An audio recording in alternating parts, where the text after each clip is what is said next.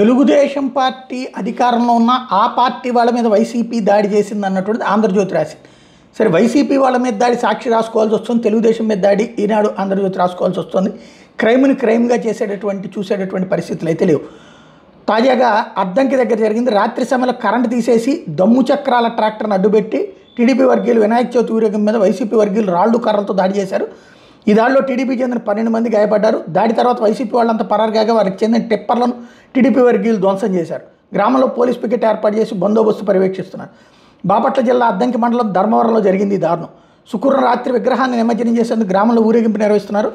అర్ధరాత్రి ఊరేగింపు rice mill వైపు వెళ్తుండగా వైసీపీ వర్గీయులు విద్యుత్ సరఫరా నిలిపేసి దమ్ము చక్రాల ట్రాక్టర్ను రోడ్డుకు అడ్డంగా పెట్టి ఒక్కసారిగా రాళ్లు కర్రలతో టీడీపీ వాళ్ళ మీద దాడులకు తెగబడ్డారు.